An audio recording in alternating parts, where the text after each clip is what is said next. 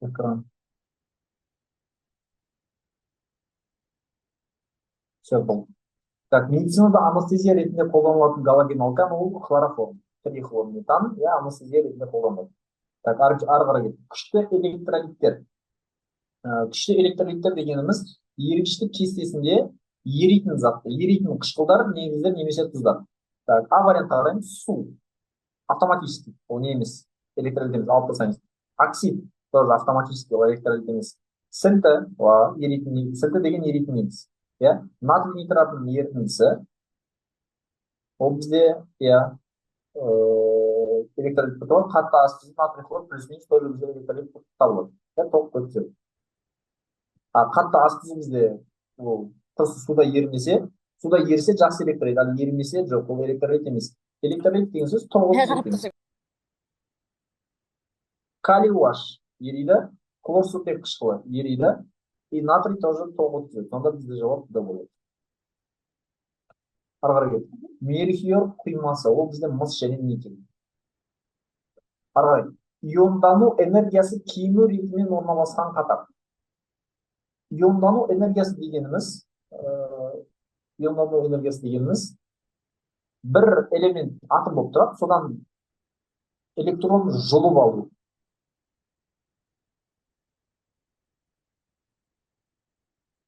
Литий фтор дейді. Қараңыз. Иондану энергиясы кему ретімен орналасқан қатар. Иондану энергиясы дегеніміз атомнан бір электрон жұлып алып, соны электрон қылу үшін. Қараңыз бірінші. Азот, оттек, фтор. Бұл қатарда бізде атом радиус период бойынша солға оңға қарай жүріп жатыр бұл. Период бойынша оңға қарай атом радиус кемиді. Фторға қарай атом радиус кемиді, яғни иондану энергиясы сол қатарда артады, потому что фтордың радиусы кішкентай болады, одан электрон жұлып алып кемиді. Яғни бұл қатарда артады, маған кемитін керек. Астат, иод, бром. Бұл да бізде фторға қарай жақындап жатыр, атом радиус кеміп жатыр, яғни иондану энергиясы артып жатыр бұл жерде. Мына жерде қараңыз. Селен, қалайы, тантал. Селен, қалайы, тантал. Ол бізде кесте бойынша алыстап жатыр, осы бізде фтордан алыстап жатыр, осы бізде дұрыс жауап бар. Мұнда көміртек, фосфор, көміртек, жоқ, бізде тантал көкке кетіп қалады. Так, мықты. Көміртек, фосфор, одан кейін бром. Бізде алыстап жатыр, яғни бұл қатарда иондану энергиясы кемиді. Потому что көміртек бізде екінші периодта орналасқан, фосфор үшінші периодта орналасқан, бром төртінші периодта орналасқан, Көміртекте бізде мына жерден жұлып алған қарағанда фосфордан жұлып алған оңайырақ. Оған қарағанда бромнан жұлып алған оңайырақ. Сондықтан бромнан ион жасау оңайырақ. Сол себепті иондану энергиясы мына қатарда кемиді. Артады бізде жоғары қарай, яғни бромға қарай кемиді. 5. Күкірт қышқылын алуда қолданылатын өршіткілер. Күкірт қышқылын алу схемасы былай. Феррум S2-ден бізде SO2 аламыз. Одан SO3 аламыз, одан барып H2SO4 аламыз. Осы қатарда бізде SO2-ден SO3-ге аударған кезде бізде ванадий диоксиді қолданылады. Яғни бізде жауап С. 1 моль этанды хлорлағанда түзілетін хлорсутекті 3 литр суда еріткенде түзілген қышқылдың массалық үлесі. Айтады, бізде 1 моль этанды хлорлағанда түзілетін хлорсутекті бірінші реакциясын жазып алайық. Этан формула. Үлгеріп отыр, қода нормально қода? Чатқа бір жазып жіберсеңіздер.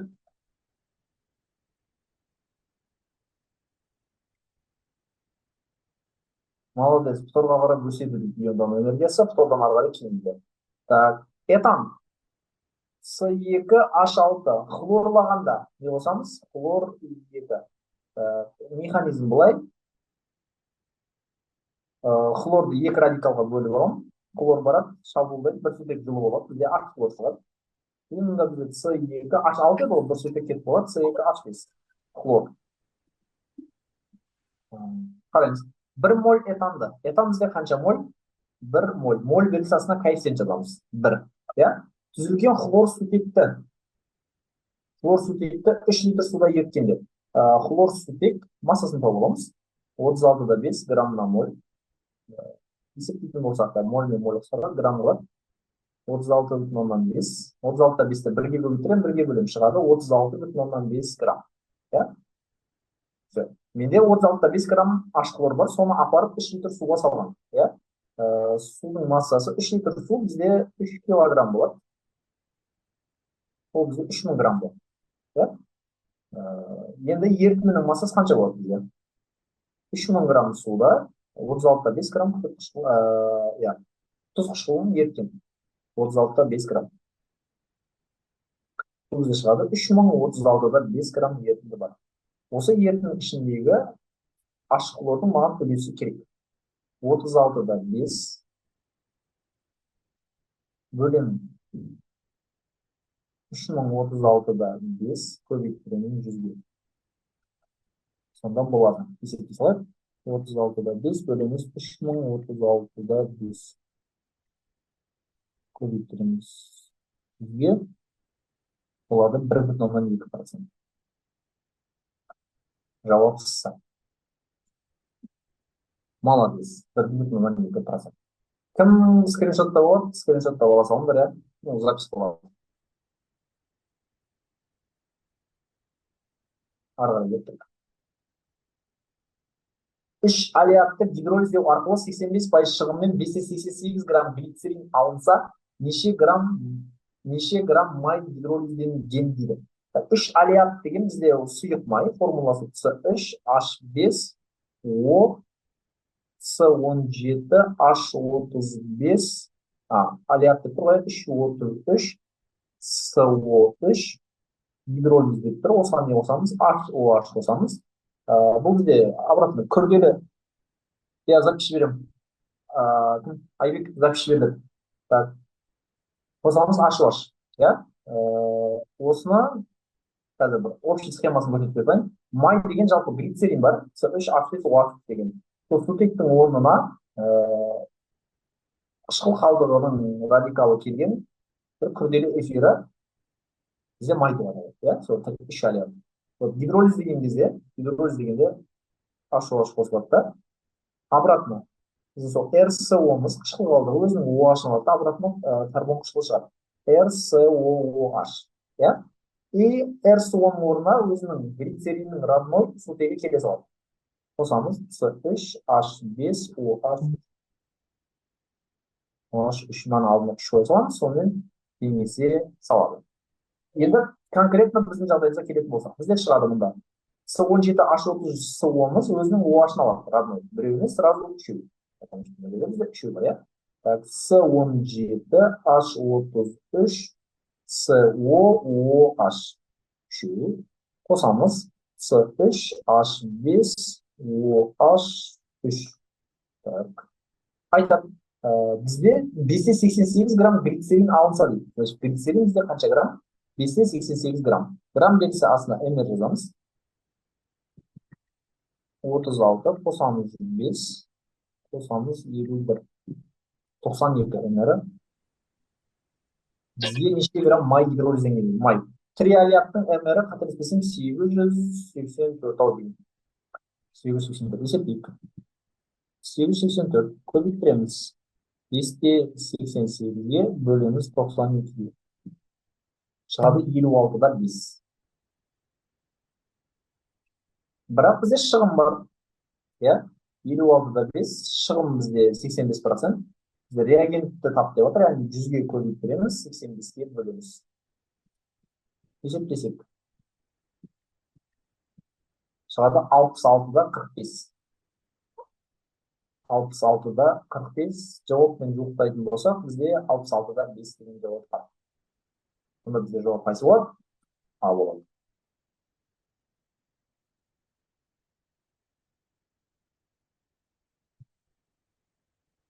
Дауыс шықпай тұр дейді. Дауысын жақындап естіп тұрмын дауысын. Жаз жесіңдер чатқа дауыс естіп тұрған жоқ, иә?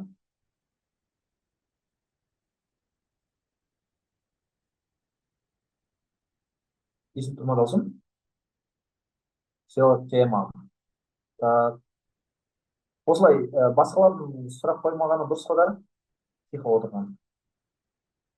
Все, кеттік.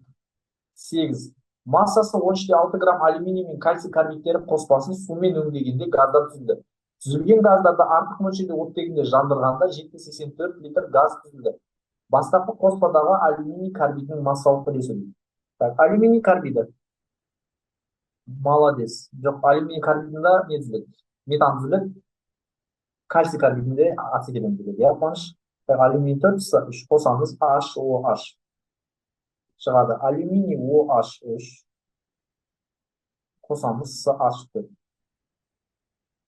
Теңестірген кезде мұнда 4 алюминий бар. Мына 4 қою керек болады. Мына 3 көміртек бар. 3 сутек 12, 12, 24, алдына 12 қойсаң істемесін салады. Так, кальций карбиді. Бізде кальций С2 қосамыз HOH. Түзіледі. Кальций OH2 қосылған С2H2. Так, бұл бізде 13,6 грамм. Өңдегенде газдар түзілді. Түзілген газдарды артық мөлшерде оттегінде жандырғанда дейді. Осы жерден ары қарай сразу жазып кете берейік. Бізде газдарды оттегінде жандырғанда дейді. Бізде екі түрлі газ бар мұнда, CH4 және C2H2. Метанды жағамыз, шығады.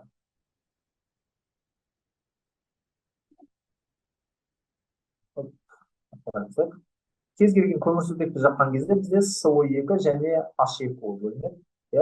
С2H2-ні жақсақ та С2H2 қосамыз O2 шығады SO2 қосылған H2O. Теңестірсеміз, так, мұнда 2 қою керек болады, мұнда 2 қою керек болады. Так, 2, 4, 2, 5. Так, айтады. Осы газдарды артық мөлшерде жандырғанда 784 литр газ бөлінеді. Екеуінде де өнім бірдей, SO2H2, SO2H2. Газымыз бізде SO2. Ол 7,84 литр. Так, енді бізге мольмен ыңғайлы болады. Бұны алған 784-ті бөліп аламыз 22-4-ке, болады 0,25. Так, мұндай бір прием қолданамыз. Алюминий карбидтің молін, заметьте, молін, массасын емес, моль X деп аламыз. Кальций карбидтің моль Y деп аламыз. Егер алюминий карбидтің молі X болатын болса, онда CH4-тің молі 3X болады. Потому что алдында коэффициент қанша? 3. X моль түссе, мынау 3X моль түседі. Кальций карбид Y болатын болса, ацетилен де бізде Y болады. Өйткені екеуінің алдында да бірдей коэффициент. Бір. Енді тура осы коэффициенттерді екінші теңдеуге қоямыз. Біз CH4-тің молі 3X деп алдық. Мұнда жазамыз 3X. Маған мұнда SO2-ның мөлшері белгілі, SO2-ның мөлшері белгілі, сондықтан соған қою керек маған. X-пен қатынасқан болады. Егер CH4-тің молі 3X болса, SO2-нікі де 3X болады. Молі 1, 1-ді 3X-қа көбейіп бірге бөлсең, албырап 3X шығады. Так, мұнда мен S2H2-ні Y деп алдым. Молі астына 2 жазам. Мұнда моль болды 4. 4-ті Y-қа көбейттіріп 2-ке бөлем. 4-ті Y бөлінген 2, значит бізде 2. Просто тупо мынау 2, мынау 2 есе көбейіп, 2 болады. Сонда менде теңдеудің бірінші бөлігі шықты. Қазір мына жерден ары қарай шығарып болу үшін, ыңғайлы болу үшін бөлігін салайын. Сонда менде 3X қосылған 2Y дегенім қанша моль болып тұр? 0,35 моль болып тұр. 3X қосылған 2Y тең қанша моль? 0,35. Ары қарай. Енді 3X қосылған 2Y менен 0,35. Так, енді мұндағы маған не керек?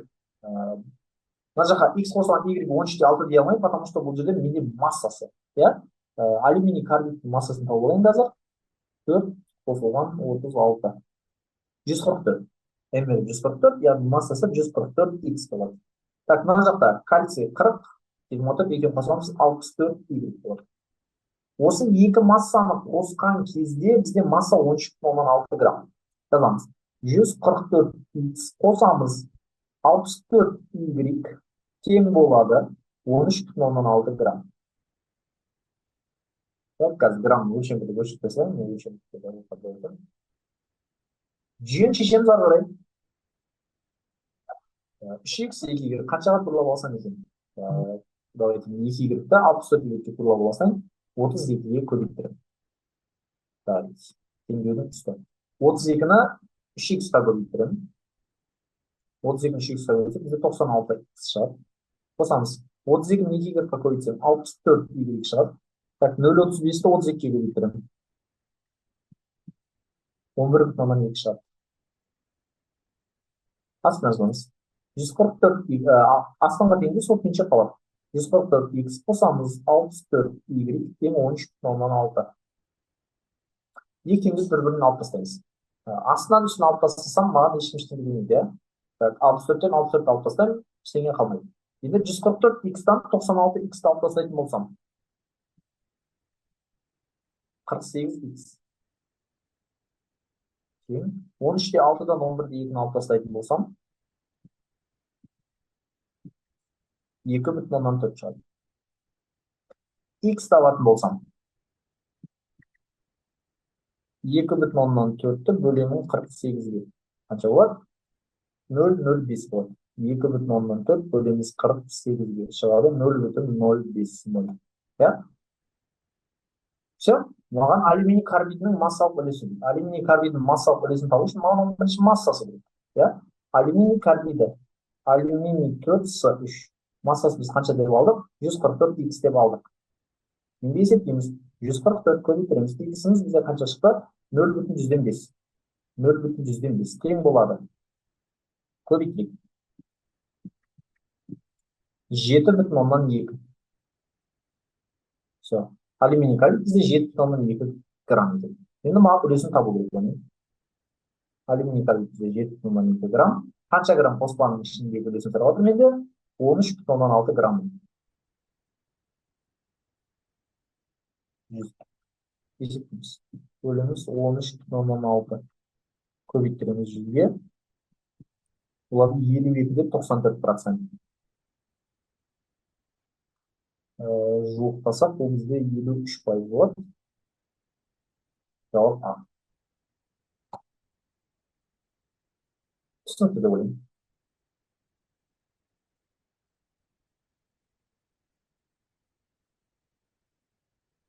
Мынау түсінікті ма? Чатқа жазып жіберсек, скриншот болса, скриншотты алайық.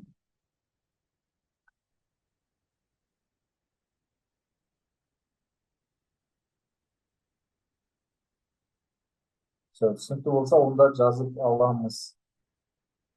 Скриншотты аласақ, біз ары қарай жолдайық. Так, ақ түсті ірімшік тәрізді екі дайлы тұнбаға сілті қосқанда түзілетін зат. Ақ түсті ірімшік тәрізді тұнба, ол бізде цинк OH2, ол нәрсеге сілті қосқан кезде, натрий OH қосқан кезде, мынандай нәрсе шығады. Натрий 2, цинк OH4 деген. Ол бізде тек жақша орнында комплекс қосылыс, мұнда екі қойсақ денесі салады. Натрийдің тетрагидроксид цинкаты, ол бізде комплексті қос.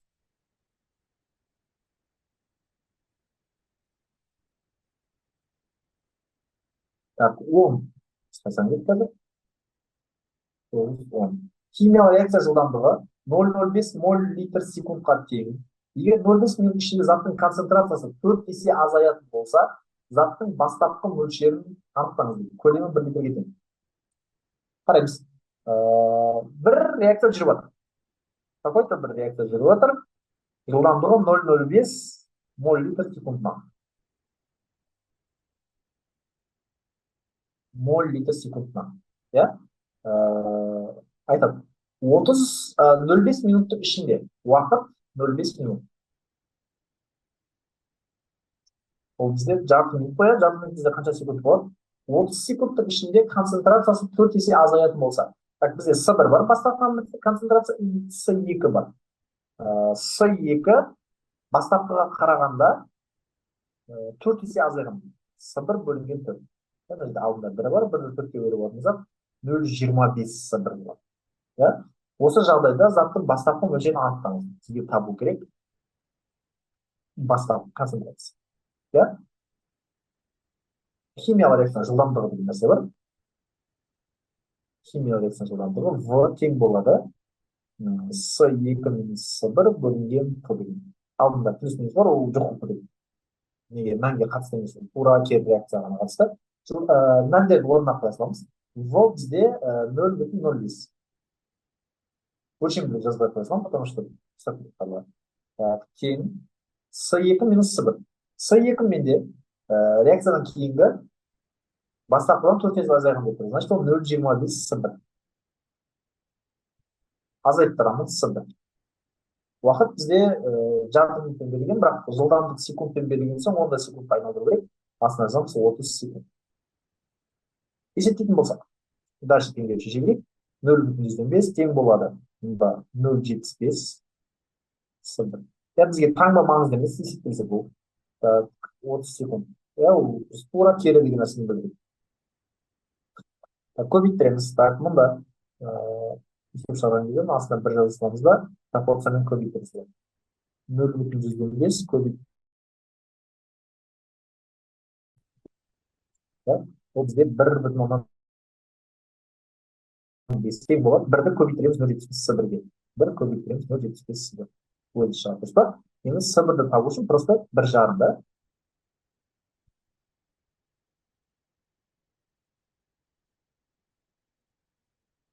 Жағымды бөліміз 0,75-ке, яғни шығады 2000. То есть бастапқыда бізде қанша моль зат болған екен? 2 моль болған. Одан жарты секундтың ішінде, жарты минуттың ішінде 4 есе азайған. Шығады. Ары қарай кеттік. 53 грамм темірді мыс сульфатының ерітіндісіне батырып алғанда пластинканың массасы 54,5 грамм болды. Пластинкаға жабысқан заттың массасы.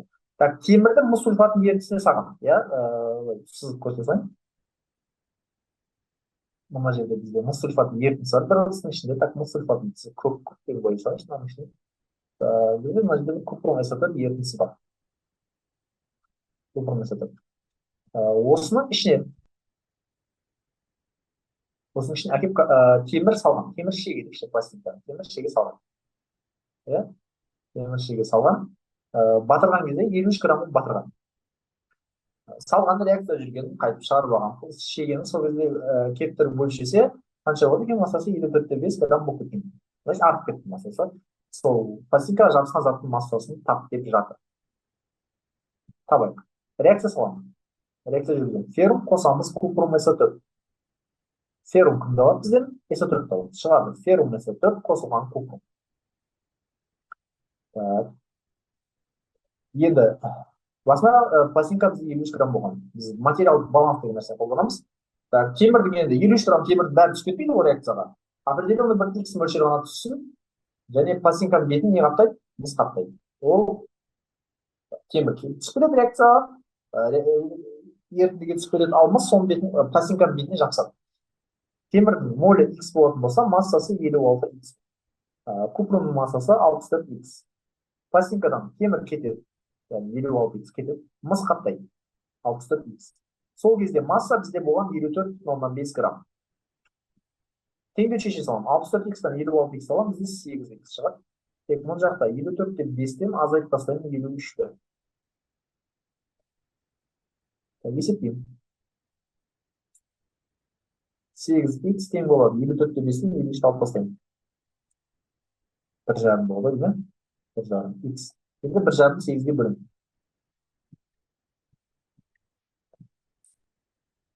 Нөл 18,75 шығады. Енді сұрап жүр. Пластинкаға жабысқан заттың массасы. Пластинкаға жабысқан бізде мыс. Оның массасы 64X. Масса купрум тең 64X. Тең болады. 64 көбейттірем. 0,1875. Есептей салам. Шығады 12 грамм. Пластинкаға бізде 12 грамм мыс жабысқан екен. Жауап бізде болады А. Түсінікті деп ойлаймын. Ары қарай кеттік. 60 грамм кварц құмы және құрамында 90% көміртегі бар кокспен әрекеттестіргенде түзген жартылай өткізгіш ретінде қолданылатын заттың шығымы 80% болса, массасын тап. Кварц құмы деген нәрсе бізде құмға кәдімгі формуласы CO дейді.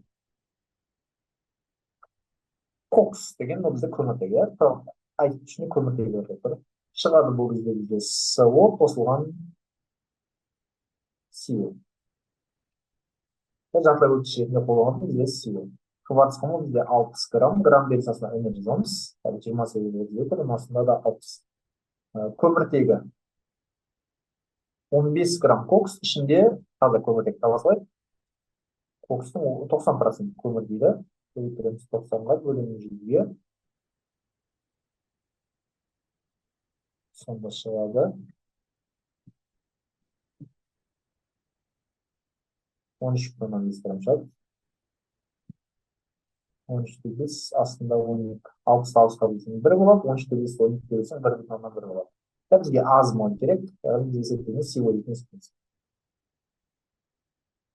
Жартылай өткізгіш ретінде қолданылатын шығымыз 80% болса, ja, CO-ның бізде 28-ге 16 қосамыз, 44 шығады. Ja, CO2 просто CO-шыны қосына бөлек 28 кремний. Кіммен аламыз? Молі азбен аламыз.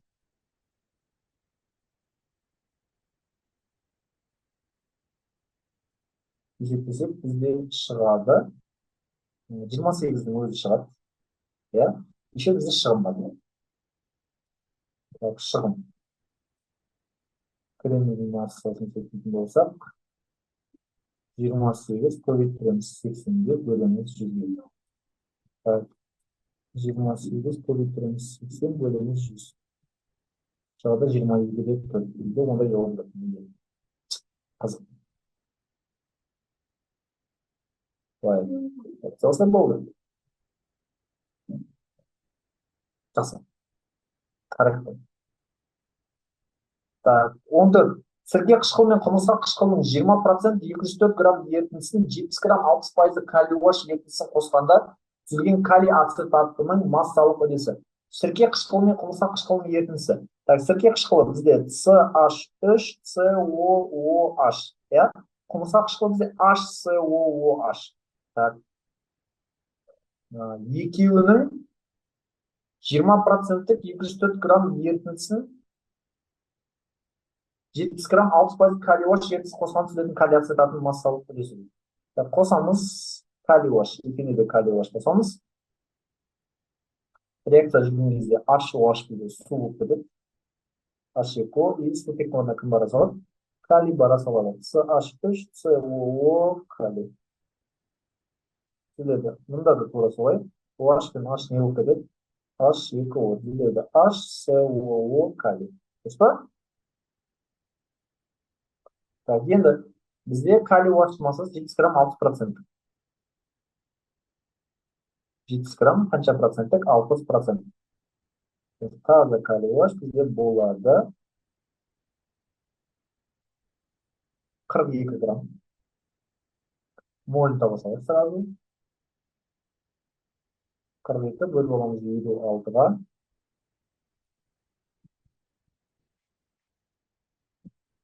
0,75. То есть екеуін бейтараптандыруға 0,75 моль калий уаш кеткен. Сірке қышқылының екеуінің массасы 204 грамм 20% дейді. Оны есептеп алатын болсақ 204 20% болады 48. Моль X десек, моль Y деп аламыз. HCOH-ның моль X дейтін болсақ, калий уашның моль Y деп аламыз. Қарайық мына жаққа. X десек, мына бір X болады деген. Так, мында X-та Y-ті қоссам қанша болады? 0,75 болады. X қосамыз Y шығады 0,75. Мына жақта. Y қоя. Так, мына массасы бізде 60X болады, мына массасы бізде 46Y болады. Так, 6X қосамыз 46Y.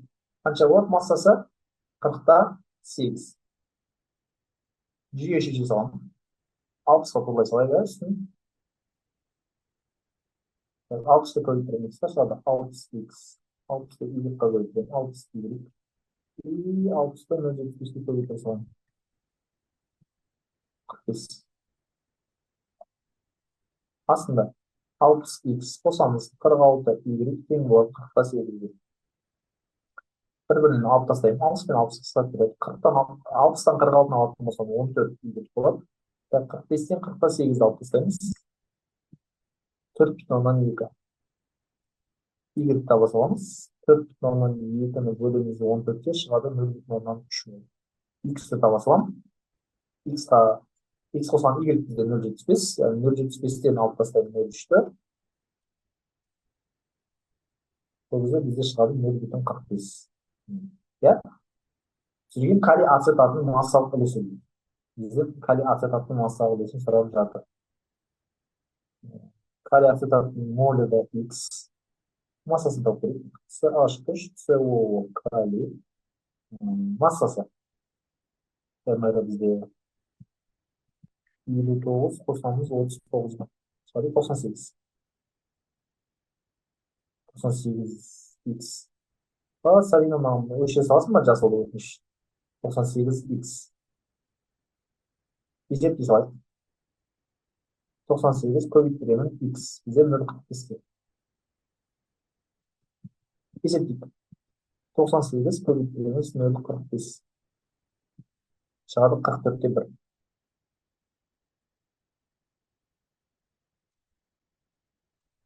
44 грамм. Енді үлесін табатын болсақ, 44-те 1 грамм. Ерітіндіміз біздің қанша грамм еді? 44-те 1 грамм біздің ерітіндіміз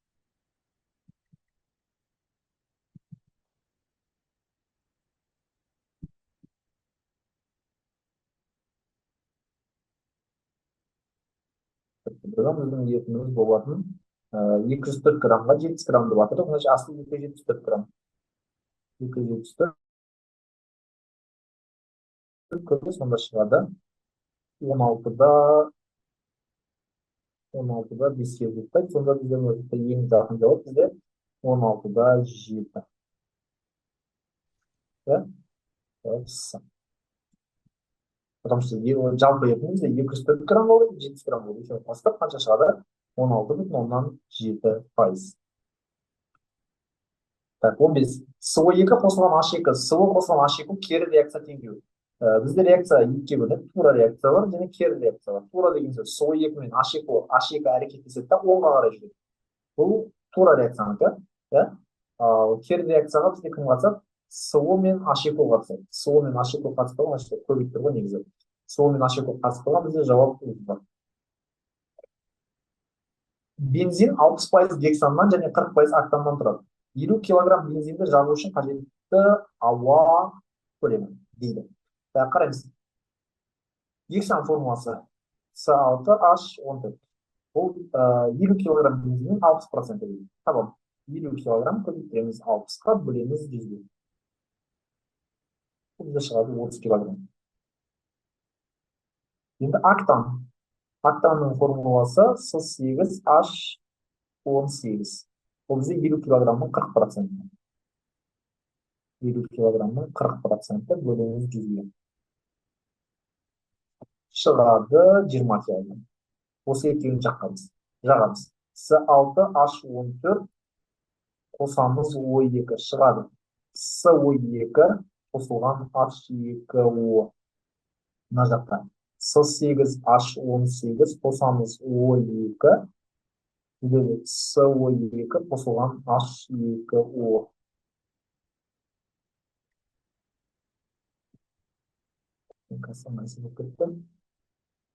H2O теңестіре саламыз. Так, мұнда лайфхак қолданамын. 14,7. Так, 2 еселеу керек маған. 12. Так, мұнда 14. 24, 38. Теңестіре мұнда 19 болады. Так, 2, 16. 18 болады. 18. Так, мұнда бізде 25 болады. Так, енді айтады. Гексан бізде 30 килограмм еді. Гексан сіңізде 30 килограмм. Астына энерджі жазылған. Энерджі 86-та 2-ке көбейтеміз 172 болады астына. 172. Ауа деп тұр. Ауа табу үшін бізге оттегі керек. Оттегінің көлемі. Көлем десе астына 22,4 жазамыз. Көбейтілген 19-ға. 425-те 6 астында.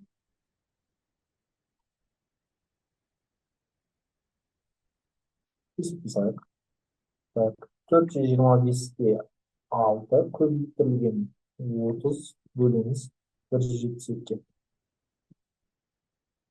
Тағы 74-те 23.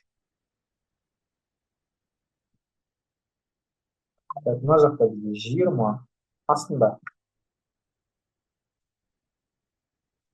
8 аш 18. 8 көбейтілген 12 қосамыз 18-ге. Көбейтіріміз 2-ге. Бұл бізде қанша болады? 228 болады. 3. Қараймыз. Мұнда оттек табамыз енді. Қараға ауыстырып алсаң ше қазір.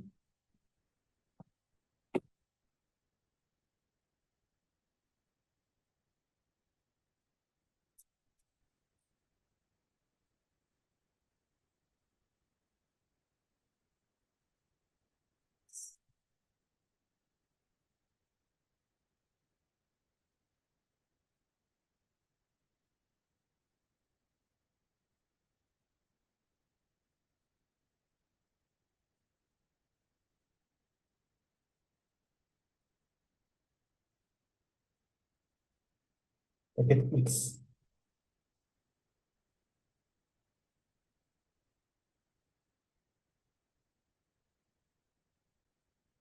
X астына 22-де 4-ті көбейтіреміз 15-ге. 25-ге. Ең бұл асты 560. Есептейтін болсақ, мұнда бізде шығады. 560 көбейтіреміз 20-ға, бөлеміз 228-ге. Шығады 49-да 12. 49-да 12. Сонда, в сумме бізде қанша оттегі бар? Қолдандық. Гександы жағуға біз 74-те 23 қолдандық. Ал ақтанды жағуға бізде 49-да 12 қолдандық. Екеуін қосам. 49-да 12 қосамыз 74-те 23. 123-те 35 шығады. 123-те 35. Я? 123-те 35. Рамазан құрт шығын. 123-те 35. Бұл бізде таза оттегі, ол ауаның құрамында 20%, ауа бізде қанша процент? 100%. X. Есептейміз. Шығады бізде 616-да 76 деген жауап болады екен. 616-да 76. Сонда бізде жауап қайсы болады? D болады. Түсінікті деп ойлаймын. Ары қарай кеттік.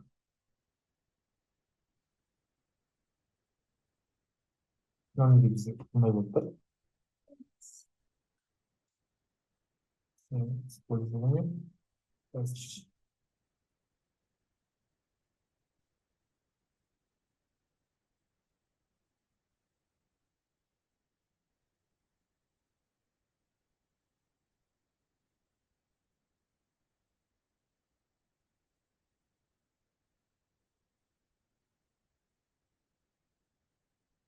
Все. Кетті. 17. 150 грамм мырыш пен бериллий қоспасын сілтік қатысында өңдегенде 67-те 2 литр газ бөлінді. Мырыштың масал үлесі дейді. Бұл бізде қоспа есебі. Так, мырыш бізде цинк, и бериллий бар. Екеуі де 2 дайлы, екеуі де сілтінің әрекеттеседі. Қанша грамм?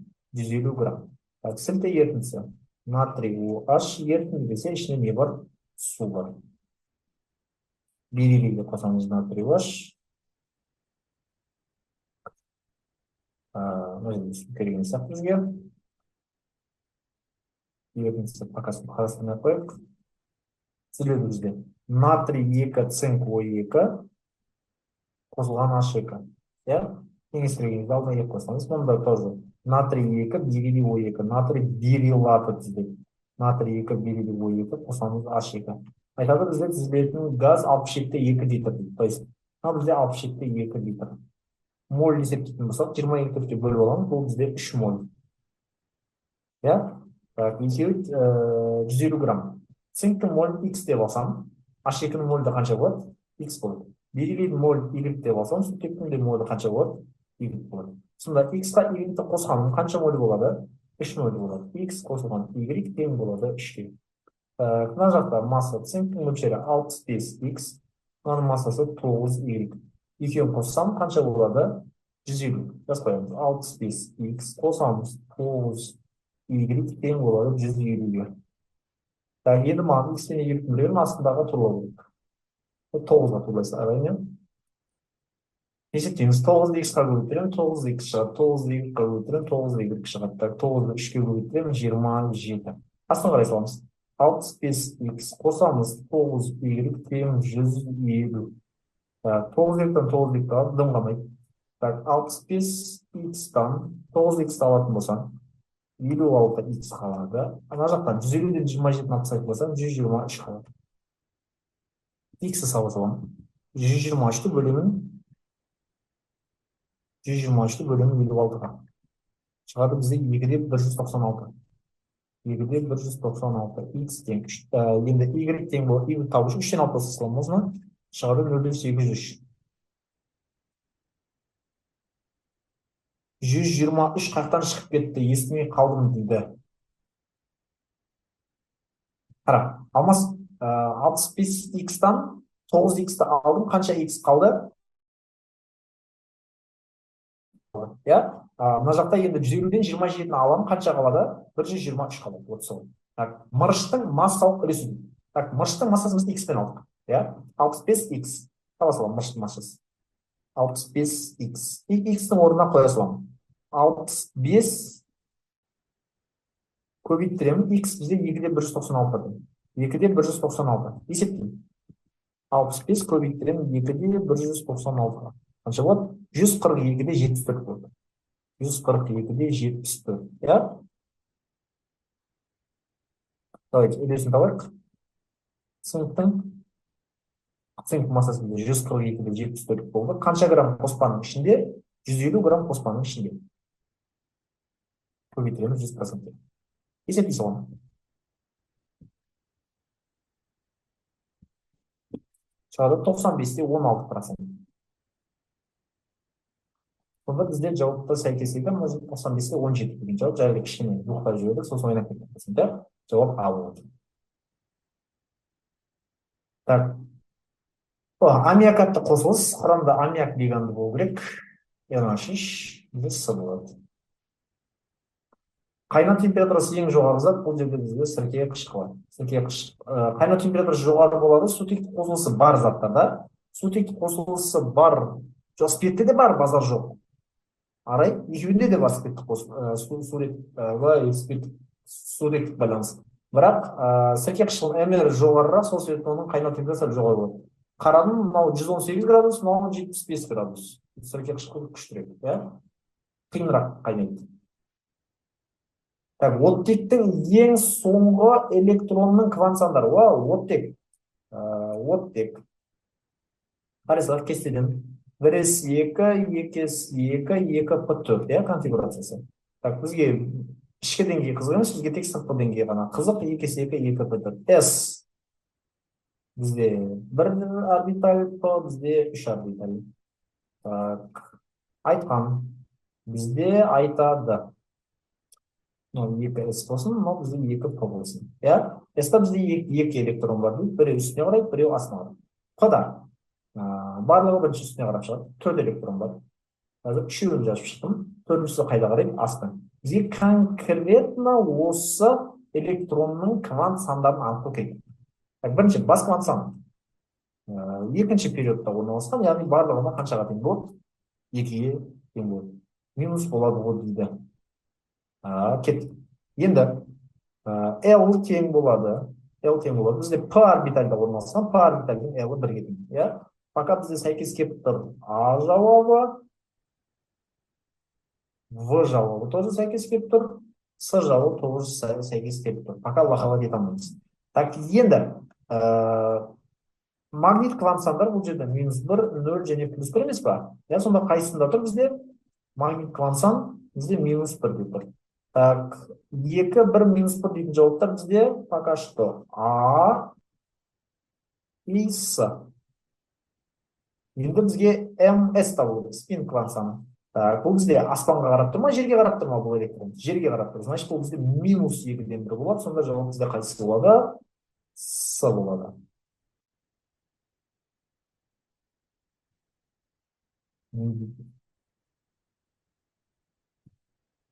Все. Ары қарай кеттік.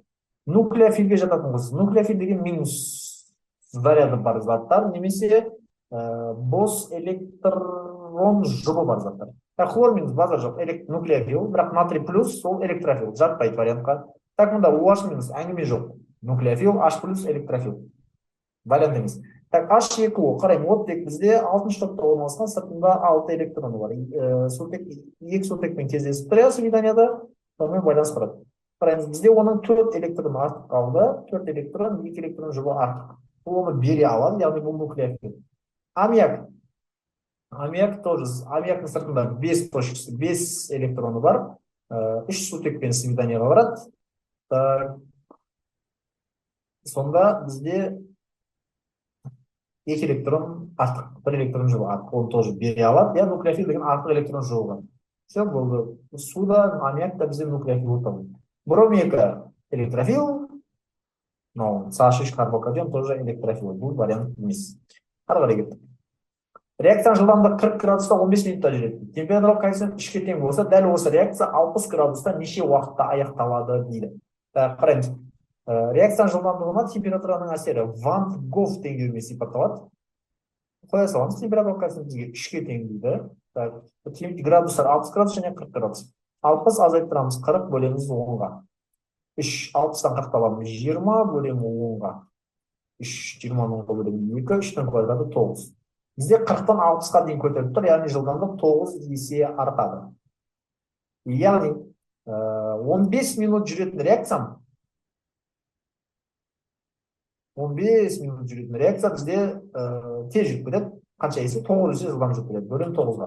15-ті 9-ға бөлем. Ол бізде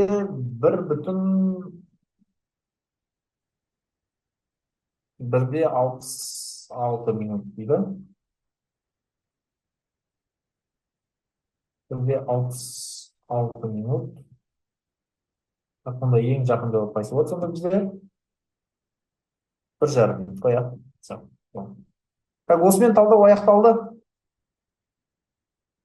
Пока бүгін кездескен сияқты болса. Давайте. Түсініп жатсыңдар ма? Жалпы нормально кетіп жатыр ма?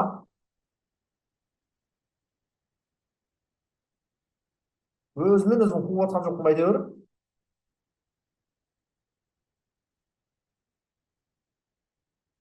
Дальше болмайды, осымен тұр. Секунд алса ровно шығады екен дейді. Мақұл. ютубтан нұсқа жүрсеңіз қалай болады? Көрейік. ютубқа сала берсек мыналар. Сосын көресіңізші. Мен 17-ші есепте кірдім дейді. Алмаз кірса кішкене ертерек кірсін, көріп аласың. Оңай сұрақтарды. Все, давайте ішіп кетіңдер. Уақыт бар, бірақ мен мына жақта бір жаққа баруым керек еді. Давайте.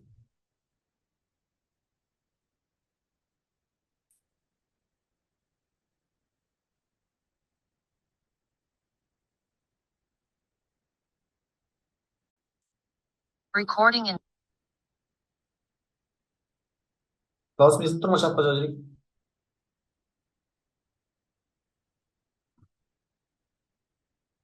Все, әлбетте. Фенол формальдегидке қысқа талшықты мақтаны қосқанда алынатын пластмасса, ол бізде волокнит. Ағара кеттік. Пропадиен деген көміртек атомдарының тотығу дәрежелері.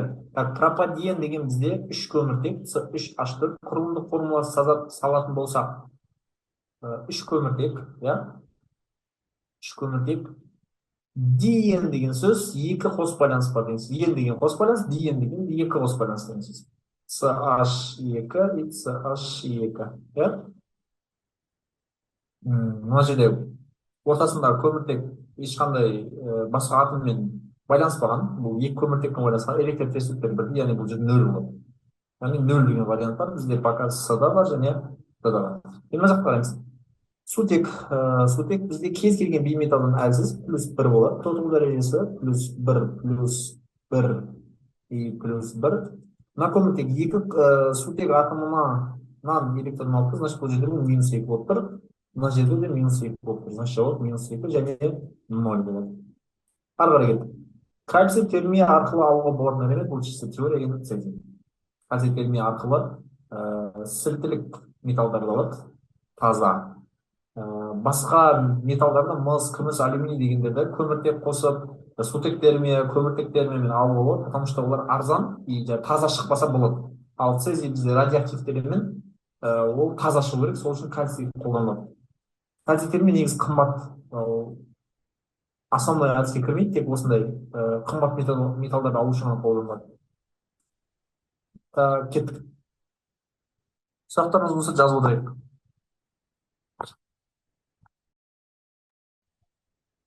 Алдыңғы запись салмадым ше әлі. Ютубқа салмадым, қол тимеді. Кеттік. А заты суда органикалық еріткіштерде ерімейтін талшықты зат. Бұл затқа күшті қышқылды қосып түтінсіз оқ дәрі жасауда қолданылатын зат алуға болады. Түтінсіз оқ дәрі жасауға қолданылатын ол бізде мақта, целлюлоза, С6H10O5 полимер, табиғи полимер, мақта. Оны біз еркелетіп целлюлоза деп айтамыз. Мақтаның құрамында не болады? Целлюлоза. А затының класс аралық изомері жүгері мен бидайда болады. Жүгері мен бидайда не болады бізде? Крахмал. С6H10O5 екеуі жалпы формуласы бірдей, просто құрылысы әртүрлі. Изомер. Крахмал. А заты бізде целлюлоза. Тауып. Ары қарай кеттік. А затын гидролизде В затын жаққанда түзілген С қышқылдық оксиді түзіледі. Мына жерден алып алайық. Целлюлозаның гидролиз деген дейді. А затын гидролизі. С6H10O5. Қосамыз H2O. Шығады С6H12O6.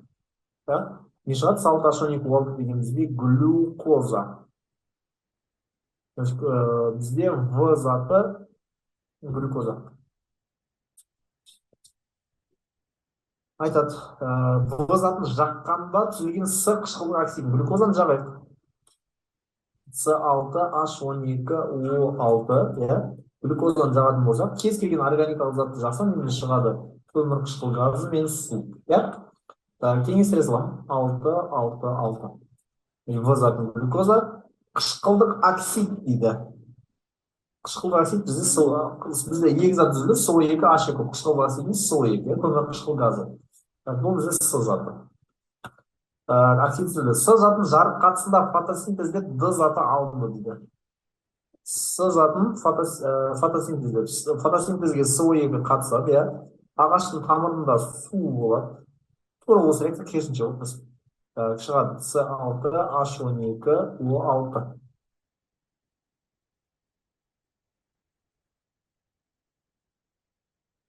С6H12O6. Обратно біздің не шықты? Д заты алынды. И от кеп шығады сатқасын, Д затын ашты 2М заттарын жинап алды. Өзі жалпы глюкоза 3 түрлі ашып. Глюкоза С6H12 алды ғой. 3 түрлі ашып. Біреуінде спирттік ашу бар. С2H5OH и 2SO2. Этанол түзілетін. И одан кейін май қышқылды ашу бар. С3H7SOH қосамыз 2SO2 қосылған 2H2 дейтін реакциясы бар. И С6H12O6 сүт қышқылды ашу бар. Ол жалпы формасы былай. С3H6O3. Қараймыз. Үлгеріп ғой, түсінбейтін нәрселеріміз болса чатқа жазып отырайық. Д затын аштым, 2М заттарын алдым. Заты төмен температура және эффектсіз. Спирт, карбон қышқыл и сүт қышқыл. Қайсысы бізде және эффектсіз, бізде спиртсіз. Значит, затымыз бізде этанол. К заты түзілу барысында қосымша бөлме түзіледі. Түзілетін бізде кімде ғана С2 мен H2 бөлінеді, май қышқылды ашуда, яғни К затымыз біздің май қышқылы. Значит, М затымыз бізде автоматически не болып кіре салады?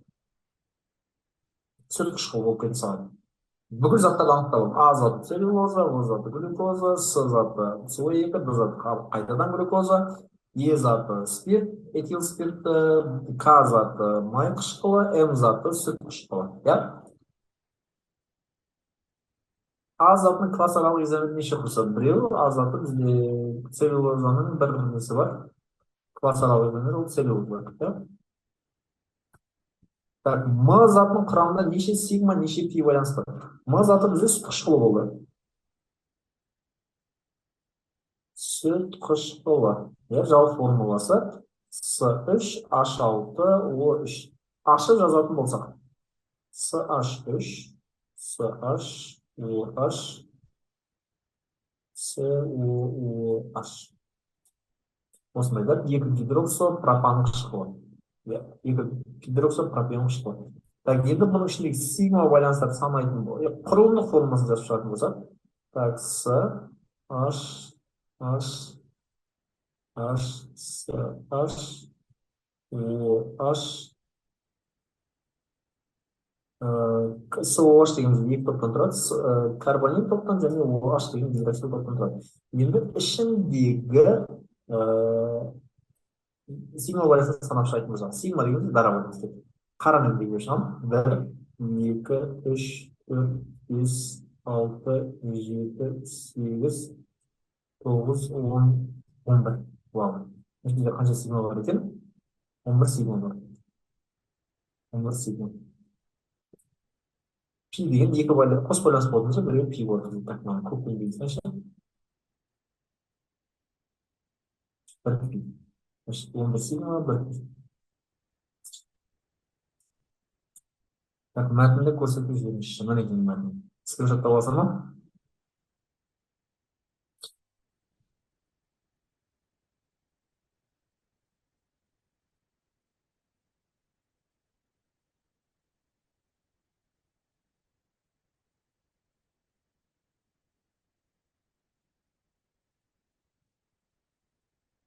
Все, кеттік.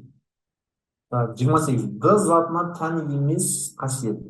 Д заты бізде кім еді? Бізде Д заты не еді? Бізде глюкоза еді. Д заты. Карбон қышқылдарымен күрделі эффект түзу. Күміс айна реакциясы. Так, карбон қышқылдарымен күрделі эффект түзу. Күміс айна реакциясына түседі. Тотықсызданып көп атом спиртке түседі. Гидролизденіп крахмал түзуі. Крахмал карбон қышқылдарымен күрделі эффект түзуі. Оның ішінде спирттік топ бар, яғни карбон қышқылдар күрделі эффект түзеді. Тек гидролизден крахмал түзілмейді. Крахмал гидролизденсе Д заты түзіледі, бірақ өзі түзілмейді. Өзінен крахмал түзілмейді. Все. 29. Реакция 80% шығынымен 4 моль пироксилин түзілсе, құрамында 60% целлюлоза бар ағаштың массасы дейді. Бізде ағаштың ішінде целлюлоза бар. Целлюлозадан бізде барып алған пироксилин деген затты алған.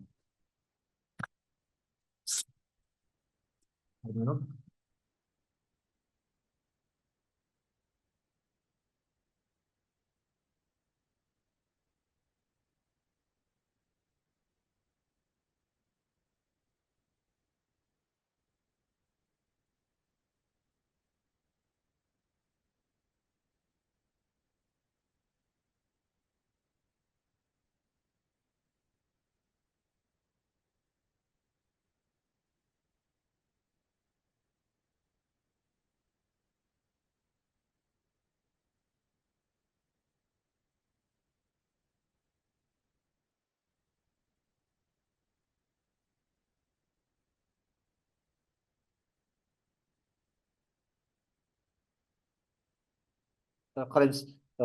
Пироксилин түзілсе, құрамында целлюлоза бар ағаштың массасы. Так, пироксилин деген сол тринитроцеллюлоза ғой, жаңа айтқан түтінсіз оқ дәрі деген болады контекстте. Вот сол. Қараймыз. Целлюлоза бізде С6H10O5 дедік, иә? Бірақ целлюлоза бізде 3 атомды істеп, ол былай. С6H7O2OH и OH, иә? Қоса саламыз, одан пироксилин алу үшін азот қышқылы қосамыз. 3HNO3. Азот қышқыл қосқан кезде бізде OH және NO2 деген екі топқа бөлінеді да. 3H пен 3OH бізде 3 су болып кетеді. 3H2 қосады, түзіледі. С6H7O2. Әр сутектің орнына NO2-ден келеді. Тринитроцеллюлоза. Осы жағы бізде оқ дәріде қолданылатын. 4 мол пироксилин түзіледі. Короче, бізде 4 мол түзілген. Бір құрамында целлюлоза бар ағаштың массасы. Бірінші ағаш табу үшін бізге целлюлозаны табу керек. Қателеспесем, мынаның мрі 229 ғой деймін. Нет. Так, мрі 172. 180. 162. Пироксилин деген рамазан тринитроцеллюлоза. Просто мынаның құрамындағы 3 сутектің орнына NO2 келген. Жалпы в целом целлюлоза деген 3 атомды спирт. OH, OH, OH. 3 атомды спирт тобы бар. Вот сол әр сутектің орнына мына жақта HNO3-тен NO2 келген. Соны пироксилин деп айтады. X. Мына жақта массасы қазір айтамын 162 деймін. 162. Тауып алайық калькулятормен есептеп 162-ні көбейтіреміз 4-ке. Бізде болады ол 400, 640, 648. Бірақ бізде таза целлюлоза массасын табу үшін шығын бар ғой еще. Шығын 80%. Біз реагент тауып отырық. Яғни 648-ді көбейтіреміз 100-ге, бөлеміз қаншаға? 80-ге. Есептеп алайық.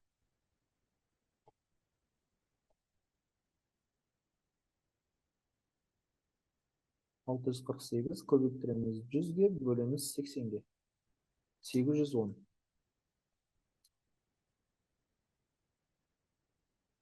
Бізде 810 грамм целлюлоза бар. Бірақ менен целлюлоза сұрап жатқан жоқ. Мен әлеге жазып қойсайын. Целлюлоза емес, менен ағаш сұрап жатыр. Осы 810 грамм таза целлюлоза ағаштың құрамында қанша процент дейді? 60% дейді. Ағашым менде ішіндегі целлюлоза бәрімен қоспасымен 100% болады. Осыны есептеп ала саламын.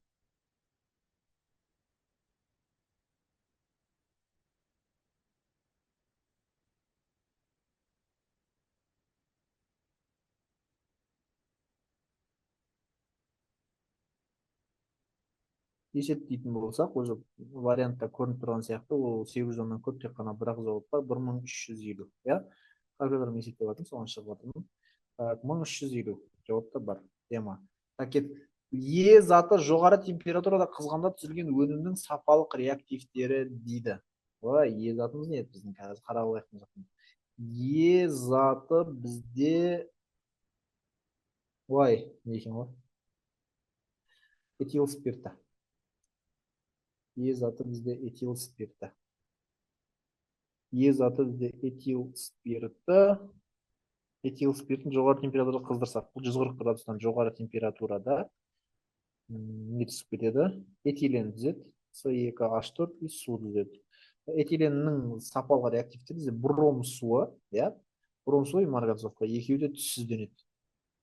Қанық болған көріністер ғой. Ары қарай кеттік. Сәйкестендір. Қатты май, сұйық май. Май деген жалпы өзі глицерин мен, 3 атом спирт глицерин мен жоғары карбон қышқылдарының эфирлері. Яғни қатты май ол қаныққан болу керек. Ол бізде мына жерде қаныққан, бізде стеарат. Стеарат бізде қаныққан. Алият бізде қанықпаған қышқыл. Сондықтан бұл қанықпаған май болады. Сонда жауап бізде 1В, 2А болады. Ары қарай кеттік. Сәйкестендір. Марковников ережесіне қарсы жүретін реакция, Марковников ережесіне бағынатын реакция. Так, Марковников ережесіне бағынады пропен мен су. Потому что бұл жерде қос байланыс пропенде бай ғой, асимметриялы болу керек. Қос байланыстың бір жағында бір көміртек, екінші бетінде екі көміртек, или үш көміртек. Бірдей болмау керек, короче. Қараймыз, акрил қышқылы мен бромсутек қышқылы. Хлор метан мен натрий вообще келмейді. Хлор метан молекуласы сірке қышқылы. Олар мүлде Марковникке қатысы жоқ, потому что бұл жерде ешқандай қос байланыс жоқ. Онда жауап бізде қайсы болады? 1А болады. кеттік. Формят. Формят деген ол бізде сірке қышқылының тұзы H2O-. Формалин дегеніміз ол бізде құмырсқа альдегидінің недегі ерітіндісі. Судағы ерітіндісі 40%. Я, формят сонда 1А болады, 2С болады. Сәйкестендір. XNO3 металл NO2 қосылған O2. Так, бірінші металл NO2 қосылған O2 болу үшін металл активті болу керек. Активті металл бұл жерде кім бізде? Натрий. То есть X-іміз бізде натрий болады. Так, мұнда металл O, NO2, O2 болу керек. Орташа активті болу керек. Ол бізде, значит, игілік затымыз орташа активті бізде магний. Жауап В. Сонда 1А, 2В болады. Катион бойынша да гидролизденетін тұздар. Катион және анион бойынша да гидролизденетін тұздар. Жалпы гидролиз әлсіз бөлшек бойынша жүреді. Яғни металда, қышқыл қалдығы да әлсіз болу керек. Мұнда қарайын, кальций, SO4. Кальций күшті, SO4 күшті. Екеуі де. Күшті, екеуі бойынша да жүрмейді. Вообще жүрмейді. NH4 әлсіз, фтор әлсіз. Все, В түседі. Алюминий 2, S3. Алюминий әлсіз, S та әлсіз. Бұл бойынша да жүреді. Екеуі бойынша, екеуі де әлсіз, екеуі бойынша жүреді. Мынада феррум, хлор, феррум әлсіз, хлор күшті. Бұл тек катион бойынша. Натрий, фтор, натрий күшті. Уже вариант емес. Феррум NO2, 2. Я, темір әлсіз, нитрит тоже әлсіз. Жауабы F. Жауапқа кіреді В, С және F. Так, омыртқасыздардың тас қабықтары мен жабындар жұмыртқаның қабығының сыртында очень кальций карбонат болады. Ыдыратсаң, кальций О шығады және СО2 шығады. Я, кальций О бізде негіздік қасиет көрсетеді, СО2 бізде қышқылдық қасиет көрсетеді. Екеуін белгілейміз, екі балымызды аламыз да қалтамызды саламыз. Так, Б электролиттерге тән емес қасиет. Иондық кристалл тор.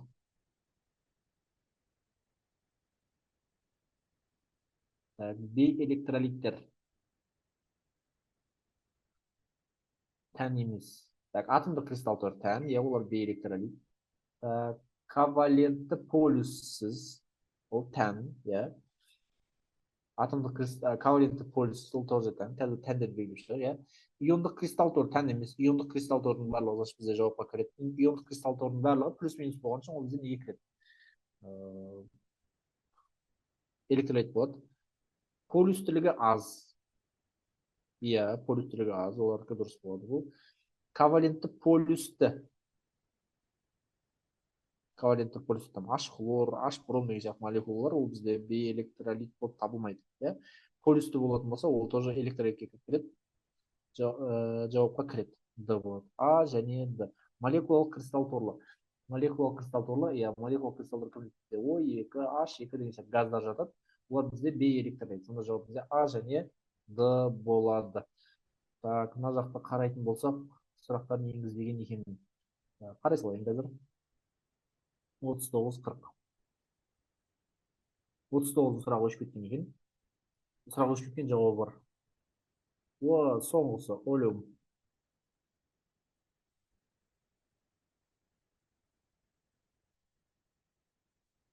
Қараймыз. Олеум. 60% олеум алу үшін 60 мл 20% тығыздығы 1,14 грамм миллилитр күкірт қышқылы ерітіндісіне ерітуге қажетті күкірт ангидридінің массасы дейді. Так, маған 60% олеум алу керек. Олеум деген ол бізде SO3 ергенеде H2SO4-те. Қанша пайыздық? 60% олеум алу керек маған. Ол SO3-тікі, H2 40% болды. Ол үшін 60 мл 20% күкірт қышқылының ерітіндісіне қосу қажетті күкірт ангидридінің массасы. Так, менде күкірт қышқылының ерітіндісі бар. Ол H2SO4 ергенеде суда. Қанша проценті ерітінді? 20% ерітінді. Су бар 80%. Артық мәндеріне жазып қойсайын. Қосу керек SO3-ның массасы, күкірт ангидридінің массасы. Маған осыны есту керек, тауып алу керек. Қараймыз. Бұна 3 мән берілген күкірт қышқылының ерітіндісінікі. Көлемі 60 мл. Проценті 20%. Тығыздығы 1,14 грамм бөлінген миллилитр. Так. Бұл бізде H2SO4 ерітіндісінің сипаттамалары. Мен бұл жерде не шығарып аламын? Үшеуін көбейтіп 100-ге бөлетін болсам, маған таза күкірт қышқыл шығады. бірінші рови тауып алсаң, қара қосып алсаң, одан кейін бірінші рови. Так.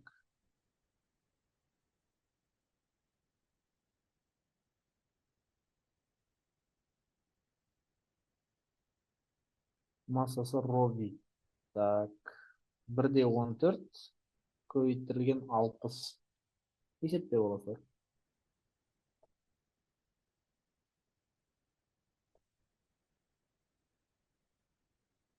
68-де 4 грамм. Ya. Bizde 68'de 4 gram. Yerinin masası 68'de 4 gram. Сразу жазып 68'de 4 gram ерітінді бар. Соның 20%, соның 20%, H2 сөтіп. 68'de 4, 20'ға көбейтіремін, 100'ге бөлемін. Шығады.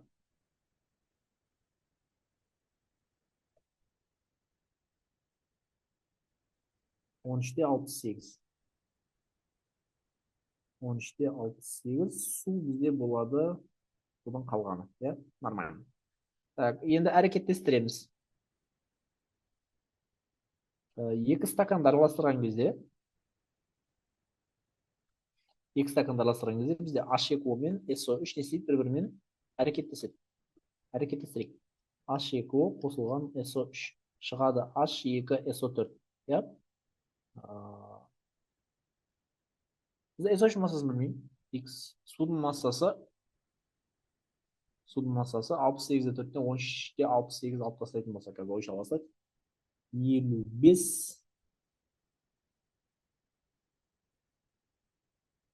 54-те 72. То есть мұнда 54-те 72 бар. 68-ден 13-те 68 алып тастадық, сонда 54-те 72 шығады. Сосын үстіне жазып 54-те 72.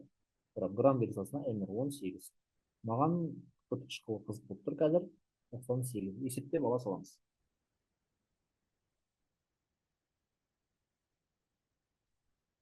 Evet, 98 көбейтіреміз. 54-те 72 бөлеміз 18-ге. 297-те 9. Почти 298 шығады. 298. Ya. Неге қызыл қалып кетіп жатыр ма? 298. То есть менде қазір қанша күртқышқылы бар? MH2SO4. Мына жерде менде 298 грамм күртқышқылы түзілді. Менде басында бар еді, тағы қанша бар еді? 13-те 68 бар еді менде. Қосамын екеуін. 298-ге 13-те 68 қосамын. 311-де 6 шығады. 311-де 6. Бұл күкірт-қышқылым. 311-де 6 грамм күкірт-қышқылы. Алынған олеумның ішінде қанша процент? 40%. 40%. Ал бүкіл олеумізде қанша процент? 100%.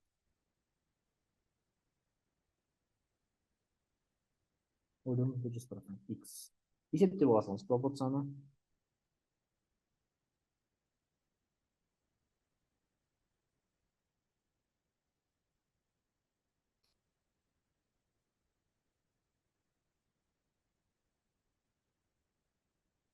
Так.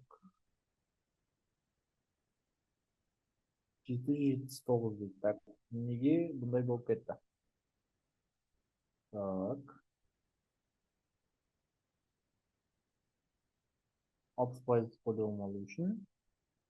Көрейік та нәрсені. Үшеуін көбейттік. 100-ге бөліп 68-де 4.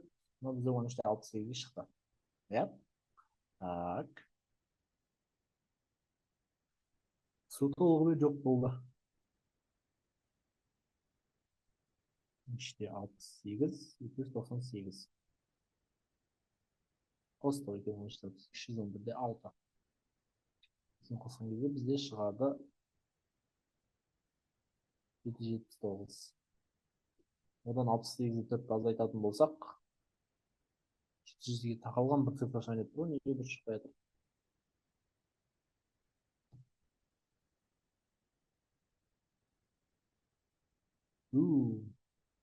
Жақсы, осымен бітсін. Мына ойлауымды қарайық, что-то бір жері дұрыс емес сияқты ма жауаптың. 779. Иә, күрт қышқылы бізде қанша шықты? Есептің шарты бойынша біздікі дұрыс болып тұр. 779. Иә, 779. Сонда 68-де 4-ке қаншаны қоссам 779 шығады деген теңдеу ғой енді. Так, 68-де 4 қосасын x. Сонда x тең болады. 779-дан 68-де 4 аласың. Сонда болады 700.